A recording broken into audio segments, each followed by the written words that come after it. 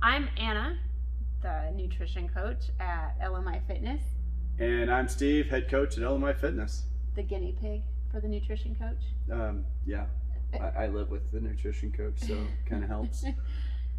We've both been guinea pigs for lots of different habits through the years. Lots That have, culminated in what I would call to be pretty damn good health for both of us. Pretty good, yeah. I would say we're not bad. But what's the latest one we've been doing? So most recently, and this isn't the first time we've visited it, but most recently we have each completed 30 days of calorie logging, calorie counting, whichever way you want to go about it. Our method is some weighing and measuring, but not to any crazy degree. It's more just being aware of what the portion sizes are, entering it into a database. So what's been your experience? Well, prior to calorie counting, I noticed that kind of two things. My fats made up a very large portion of my nutrition. I like fat. Cheeses and Bacon. oils and bacons, and it's tasty. Fat's tasty. And that put me over in calories a little bit than what I should have been. Not bad. But what I really noticed was those times, known as weekends, kind of got in the way of my calorie deficit. Actually erased any calorie deficit or anything that I was trying to do during the week. It's true. I was gonna tell on both of us if you hadn't mentioned something. But it was very easy for us to both say, like, I've been eating so well, and these are my meals, and this is what it's like during the week, and then not really be completely aware of how much we were actually erasing that during the weekend. And it didn't take a lot, right? I mean, it was only one meal at a nice restaurant with some drinks and an appetizer. We're not big dessert people, so sugar wasn't jumping in there. It was just like chips and giant salsa, chips and salsa, and entree, and maybe some margaritas, and before you know it, like that adds up pretty quickly. That erased a lot of what we were doing. And I would say, I mean, we were still, at that point, we were still losing weight, but it really put us over the top when we started. It would make it very inconsistent. It would. Yeah. It would. And now we know, right? We know, the weight's going to go down.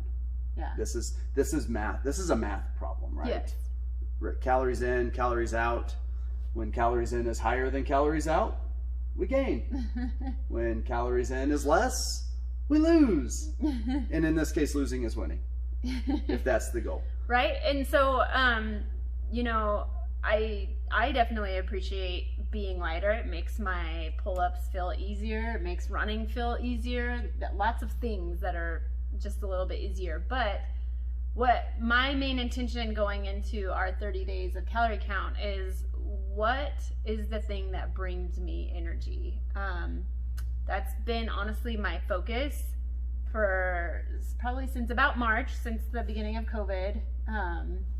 What brings me energy? So what helped me realize that was balancing my not only my calories, but my protein, my carbohydrates, my fats, and not only that, one step deeper, what kind of sources was I eating? I could easily hit, say, 1,500 calories a day, still feel hungry and kind of feel tired the next day, or I could easily hit 1,500 calories a day, feel satisfied, and feel ready to really work out the next day.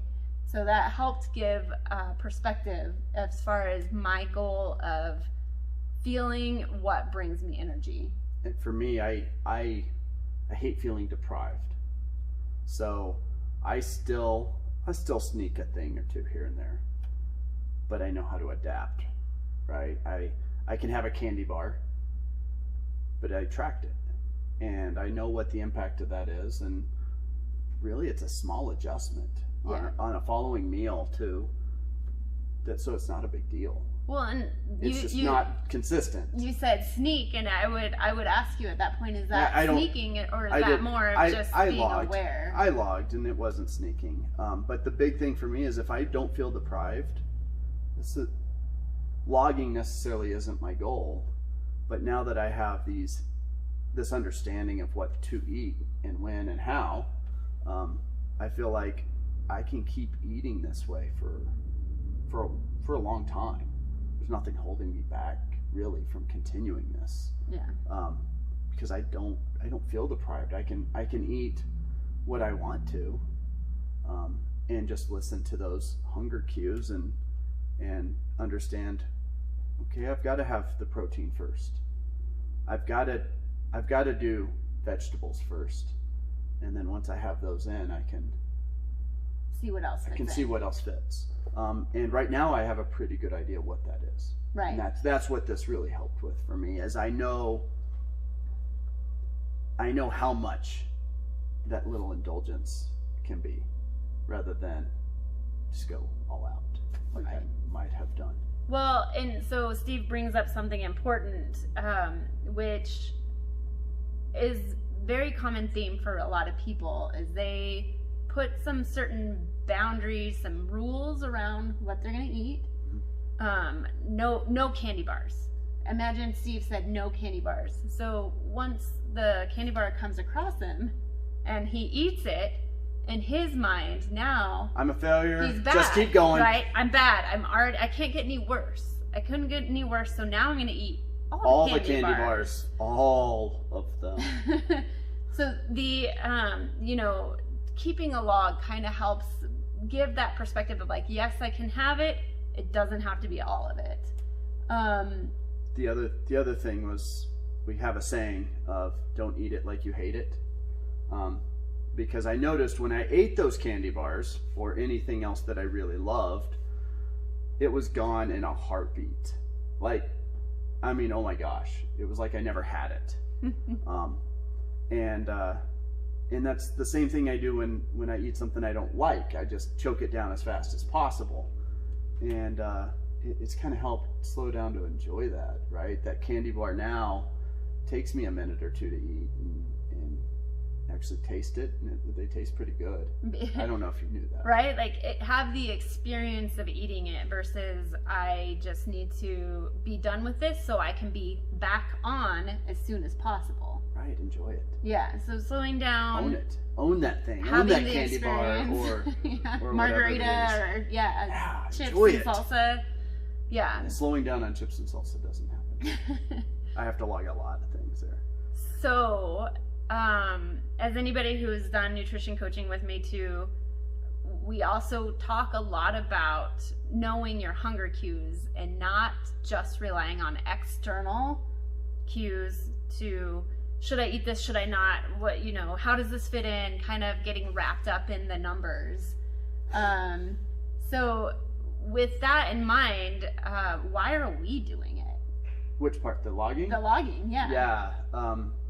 For me, it was to find out where the holes were.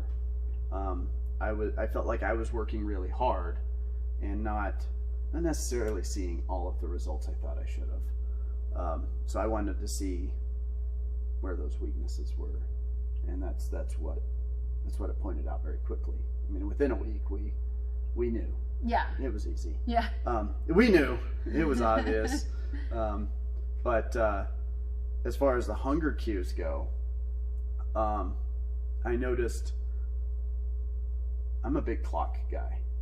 Oh, the clock says it's time to eat. And because I know what time it is, my body thinks it's hungry. And so that's not always the case. I don't always have to eat at noon. It's weird. I mean, it's a crazy thought, but I can hold off. It's not an emergency. And sometimes I'm not even actually hungry, really. But you look at the clock and you think, it's time to eat. It says it's time to eat. I mean, it might as well say time to eat. It's almost like permission to eat. Right. It's not only permission, but this is what we do right now.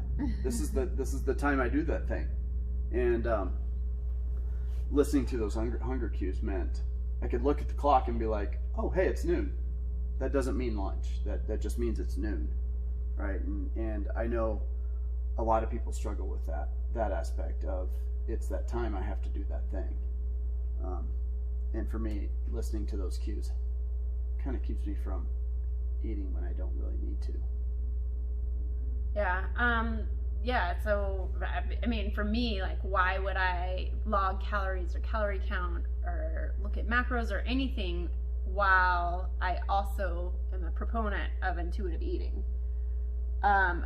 For me, I have practiced a lot of habits around intuitive eating for probably about 8 years. So I feel like this is just one other tool in that box versus, well, I ate 1,400 calories, I'm gonna be done for today. It helps me decide how I'm gonna approach the next day, the next meal. It helps me put a little bit of guides around that hunger cue, the biological hunger cue of knowing, like, yes, this is what 100 grams of protein feels like. I think there might be some confusion around that word intuitive eating sometimes. What do you think? So to me, intuitive eating, I hear that a lot. And are you needing it defined, or? Yeah, what is that? Intuitive eating is the idea that you know within yourself, that you learn within yourself what gives you the energy that you need to perform optimally.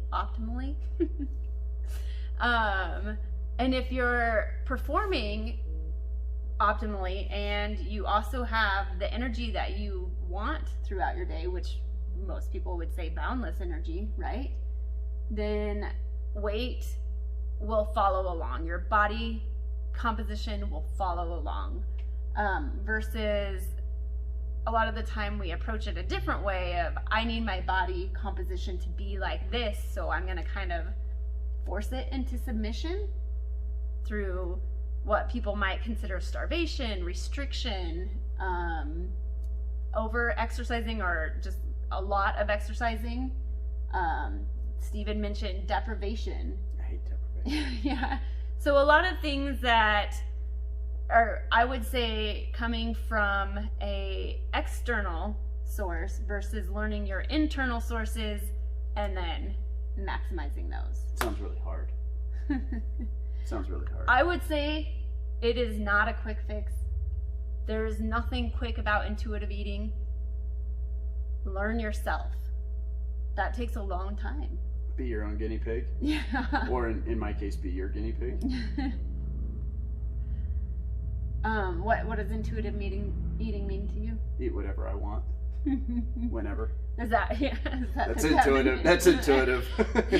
It's there and I want to eat it. My body is saying so. My body tells me to eat that thing, so I'm going to eat that thing. Well, so you tap in a good point here. Is this your mind or your body telling you? Right, my mind. Usually if it's a candy bar, it's my mind. Yeah, it's always our mind. We're sitting here playing this like ping pong in our mind. Should I not? When? Blah, blah, blah. Like, always what I have heard called mental real estate is taken up by, should I be eating this? Whereas with intuitive eating, one question comes into play initially. Am I physically hungry? Always. I'm like a puppy. More protein for you then. I eat all